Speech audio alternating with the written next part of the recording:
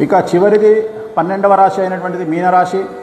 పూర్వభాద్ర 4వ పాదము, ఉత్తరాభాద్ర 1, 2, 3, 4 పాదములు, రేవతి 1, 2, 3, 4 పాదములు. ఆదాయం 5, వ్యయం 5, రాజపూజ్యం 3, అవమానం 1. ఈ సంవత్సరం 12 రాశులలో అతి కష్టమైనటువంటి రాశి, చాలా సమస్యల బారిన పడేటువంటి రాశి మీనరాశి. షష్టగ్రహ కూటమి 2025 మార్చి 29న ఈ రాశిలో ఏర్పడుతోంది. ఏవైనా కష్టాలున్నాయంటే ఈ సంవత్సరం ఈ రాశికే ఉన్నాయి. మీనరాశి వాళ్లకు మీ జీవితంలో అతి భయంకరమైనటువంటి సంవత్సరంగా, కష్టకాలంగా, టెస్ట్ కాలంగా, ప్రశ్నకాలంగా చెప్పాల్సినటువంటి సంవత్సరం. విద్యార్థులకు, ఉద్యోగస్తులకు, వ్యాపారస్తులకు, రైతులకు, రాజకీయ నాయకులకు, కళాకారులకు, క్రీడాకారులకు వీళ్ళందరికీ కూడా చాలా నెగిటివ్ రిజల్ట్స్ ఇవ్వబోయేటువంటి సంవత్సరం.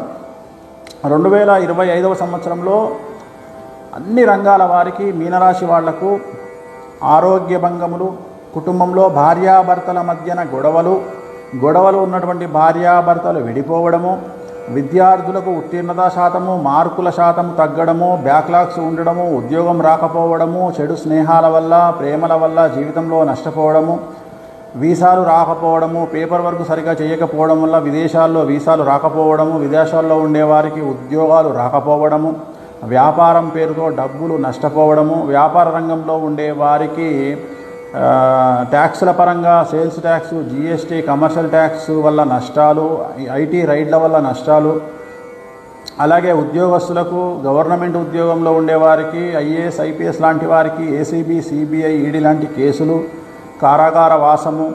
సో చాలా చాలా చాలా చాలా కష్టాలు కనిపిస్తూ ఉన్నాయి. ఈ సంవత్సరం స్త్రీలకు భార్యాభర్తల మధ్యన గొడవలు, చాలా కష్టాలు. అలాగే సంతానంలో వివాహం చేస్తే భార్య, అల్లుడు, కొడుకు, కోడలు గొడవలు, ఇంట్లో మరీ ముఖ్యంగా తల్లి తండ్రికి సంబంధించినటువంటి ఆరోగ్య భంగములు, చాలా రకాల సమస్యలు ఈ సంవత్సరము మీనరాశి వారికి కనిపిస్తూ ఉన్నాయి. పోలీసు కేసులు, కోర్టు కేసులు, మీడియాకి ఎక్కడము, సో ఇవన్నీ కనిపిస్తూ ఉన్నాయి.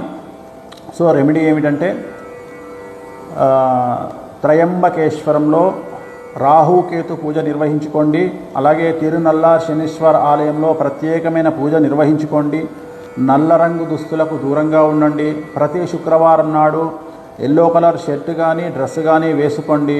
శుక్రవారం నాడు నాన్ వెజ్, లిక్కరు అవాయిడ్ చేయండి. దీనివల్ల సమస్యల నుండి బయటపడతారు. ఓం నమో వెంకటేశ్వర.